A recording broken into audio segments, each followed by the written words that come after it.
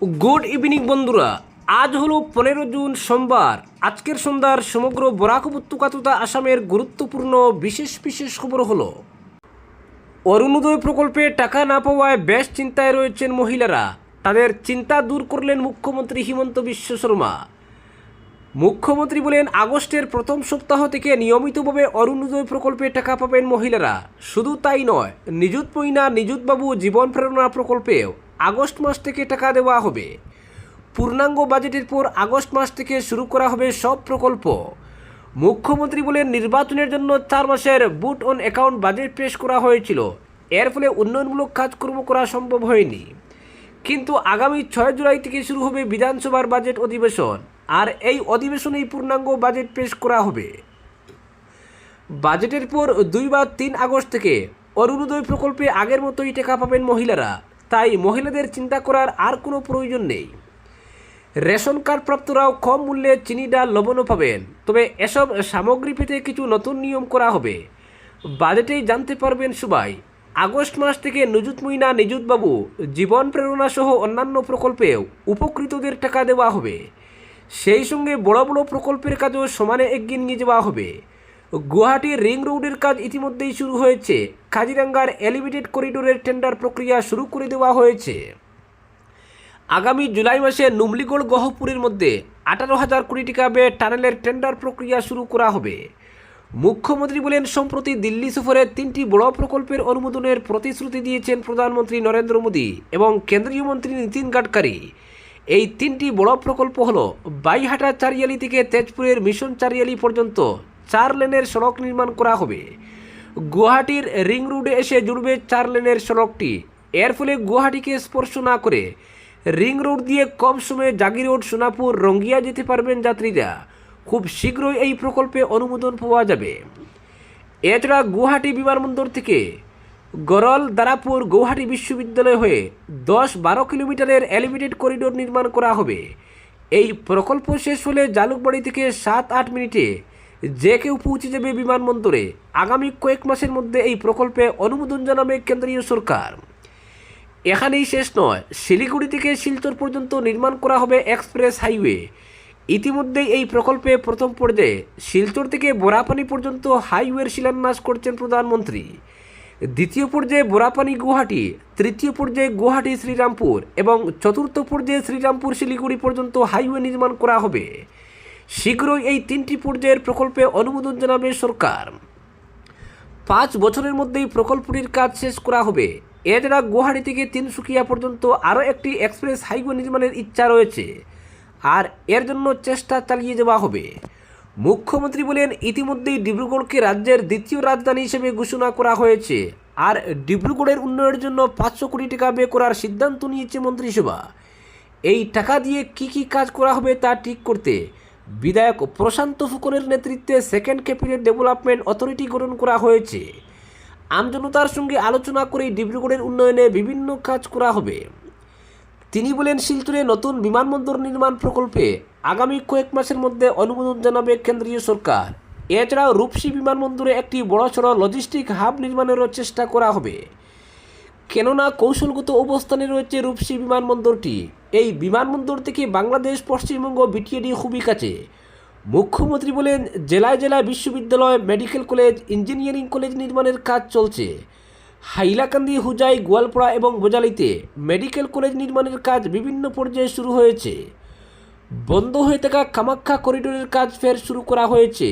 আগামী 5 বছরে কেমন করে 2 লক্ষ যুবক যুবতীকে চাকরি দেওয়া যায় তা নিয়েও চলছে আলোচনা।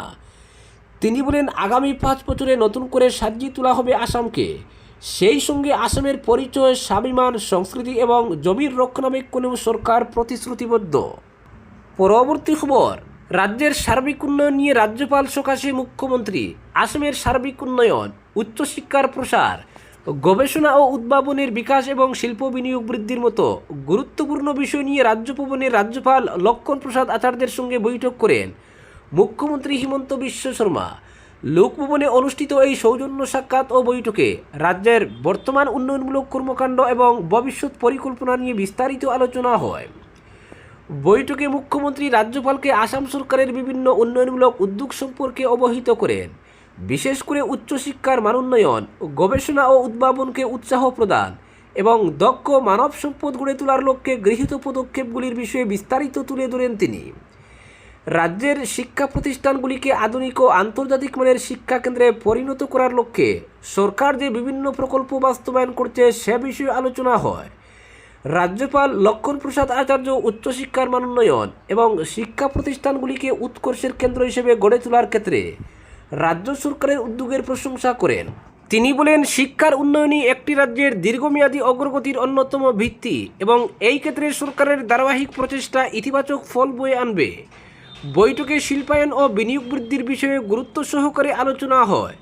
বিশেষ করে চতুর্থ শিল্প বিপ্লব বা ইন্ডাস্ট্রি 4.0-র চাহিদা পূরণে সক্ষম একটি শক্তিশালী শিল্প ও বিনিয়োগ পরিবেশ গড়ে তোলার লক্ষ্যে প্রয়োজনীয় পদক্ষেপ নিয়ে মত বিনিময় করেন মুখ্যমন্ত্রী ও রাজ্যপাল। আধুনিক প্রযুক্তি নির্ভর শিল্প, দক্ষ কর্মসংস্থান সৃষ্টি এবং নতুন বিনিয়োগ আকর্ষণের মাধ্যমে আসামের অর্থনীতিকে আরও শক্তিশালী করার উপর জোর দেওয়া হয়। এছাড়াও জনকল্যাণমূলক বিভিন্ন প্রকল্প, পরিকাঠামো উন্নয়ন, কর্মসংস্থান সৃষ্টি এবং সমাজের সব স্তরের মানুষের অন্তর্ভুক্তিমূলক উন্নয়ন নিশ্চিত করার বিষয়ে উভয়ের মধ্যে আলোচনা হয়। আসামের সামগ্রিক সমৃদ্ধি ও টেকসই উন্নয়নের লক্ষ্যে কেন্দ্র ও রাজ্য সরকারের বিভিন্ন উদ্যোগের কার্যকর বাস্তবায়ন নিয়েও মত বিনিময় করা হয়। বৈঠকের শেষে মুখ্যমন্ত্রী ও রাজ্যপাল রাজ্যের উন্নয়ন যাত্রাকে আরও গতিশীল করতে পারস্পরিক সহযোগিতা ও সমন্বয়ের গুরুত্বের উপর জোর দেন। তারা আশা প্রকাশ করেন, শিক্ষা, শিল্প, গবেষণা ও জনকল্যাণমূলক কর্মসূচির মাধ্যমে আগামী দিনে আসাম আরও দ্রুত অগ্রগতির পথে এগিয়ে যাবে। পরবর্তী খবর, ভিভিআইপি সফর ঘিরে প্রস্তুতি পর্যালোচনা। সোনাপুরের মেফেয়ার রিসোর্টে মন্ত্রী কৃষ্ণেন্দু পালের পরিদর্শন। আগামী জুলাই মাসের প্রথম সপ্তাহে রাজ্যে একাধিক ভিভিআইপি ও কেন্দ্রীয় সরকারের শীর্ষ পর্যায়ের প্রতিনিধিদের সম্ভাব্য সফরকে সামনে রেখে প্রশাসনিক প্রস্তুতি জোরদার করেছে আসাম সরকার। সেই প্রস্তুতির অংশ হিসেবে আজ গুয়াহাটির সোনাপুরস্থিত মেফেয়ার রিসোর্ট পরিদর্শন করেন পাতারকান্দির বিধায়ক তথা জনস্বাস্থ্য, কারিগরি, পার্বত্য এবং বরাক উপত্যকা উন্নয়ন বিভাগের মন্ত্রী কৃষ্ণেন্দু পাল। পরিদর্শনকালে তিনি একটি গুরুত্বপূর্ণ পর্যালোচনা বৈঠকে অংশ নেন। বৈঠকে বিভিন্ন দপ্তরের ঊর্ধ্বতন প্রশাসনিক কর্মকর্তা, পুলিশ ও নিরাপত্তা সংস্থার প্রতিনিধিরা, প্রটোকল বিভাগের কর্মকর্তারা এবং ভেন্যু পরিচালনার সঙ্গে যুক্ত দায়িত্বপ্রাপ্ত ব্যক্তিরা উপস্থিত ছিলেন। রাজ্যের মুখ্যমন্ত্রী হিমন্ত বিশ্ব শর্মার নির্দেশে আয়োজিত এই পরিদর্শনের মূল উদ্দেশ্য ছিল সম্ভাব্য ভিভিআইপি সফর উপলক্ষে গৃহীত প্রস্তুতির অগ্রগতি সরেজমিনে পর্যালোচনা করা এবং সংশ্লিষ্ট দপ্তরগুলির মধ্যে সমন্বয় আরও সুদৃঢ় করা। মন্ত্রী কৃষ্ণেন্দু পাল রিসোর্টের বিভিন্ন গুরুত্বপূর্ণ অংশ ঘুরে দেখেন এবং সংশ্লিষ্ট কর্মকর্তাদের কাছ থেকে প্রস্তুতি সম্পর্কে বিস্তারিত তথ্য নেন। বিশেষ গুরুত্ব দেওয়া হয় অতিথিদের আবাসন ব্যবস্থা, নিরাপত্তা বলয়, যাতায়াত ও লজিস্টিক ব্যবস্থাপনা, স্বাস্থ্যসেবা, জরুরি পরিস্থিতি মোকাবিলার প্রস্তুতি, যোগাযোগ ব্যবস্থা এবং প্রটোকল সংক্রান্ত বিষয়গুলির উপর। এছাড়াও ভিভিআইপিদের আগমন ও প্রস্থানের সম্ভাব্য রুট, যান চলাচল নিয়ন্ত্রণ, পার্কিং ব্যবস্থা, মিডিয়া সমন্বয়, বিদ্যুৎ ও পানীয় জলের নিরবিচ্ছিন্ন সরবরাহ, অগ্নি নির্বাপন ব্যবস্থা এবং আধুনিক প্রযুক্তি নির্ভর নিরাপত্তা ব্যবস্থাও খতিয়ে দেখা হয়। বৈঠকে মন্ত্রী স্পষ্ট নির্দেশ দেন যে সফরের সঙ্গে যুক্ত প্রতিটি কার্যক্রমে সর্বোচ্চ পেশাদারিত্ব বজায় রাখতে হবে এবং কোনো ধরনের ত্রুটি বা অব্যবস্থাপনার সুযোগ রাখা যাবে না। তিনি বলেন, আসাম বর্তমানে দেশের অন্যতম দ্রুত উন্নয়নশীল রাজ্য হিসেবে আত্মপ্রকাশ করেছে। তাই আগত অতিথিদের সামনে রাজ্যের আতিথেয়তা, শৃঙ্খলা ও উন্নয়নের ইতিবাচক চিত্র তুলে ধরা অত্যন্ত গুরুত্বপূর্ণ। মন্ত্রী আরও বলেন, মুখ্যমন্ত্রী হিমন্ত বিশ্ব শর্মার নেতৃত্বে রাজ্য সরকার প্রশাসনিক দক্ষতা ও উন্নয়নের যে দৃষ্টান্ত স্থাপন করেছে, আসন্ন সফরগুলির মাধ্যমে তা আরও সুস্পষ্টভাবে প্রতিফলিত হবে। তিনি সংশ্লিষ্ট বিভাগগুলিকে সমন্বিতভাবে কাজ করার আহ্বান জানিয়ে নিরাপত্তা, আবাসন, স্বাস্থ্যসেবা ও প্রটোকল ব্যবস্থাপনায় আন্তর্জাতিক মান বজায় রাখার নির্দেশ দেন। পরিদর্শন শেষে মন্ত্রী কৃষ্ণেন্দু পাল জানান, প্রস্তুতির প্রতিটি দিক বিস্তারিতভাবে পর্যালোচনা করা হয়েছে। কোথাও কোনো ঘাটতি থাকলে তা দ্রুত সংশোধনের জন্য প্রয়োজনীয় নির্দেশনা দেওয়া হয়েছে। আসন্ন ভিভিআইপি সফরের প্রতিটি কর্মসূচি নির্বিঘ্ন, সুশৃঙ্খল ও স্মরণীয় করে তুলতে রাজ্য সরকার সম্পূর্ণ প্রস্তুত বলেও তিনি জানান। আজকের বিশেষ সংবাদ এখানেই সমাপ্ত।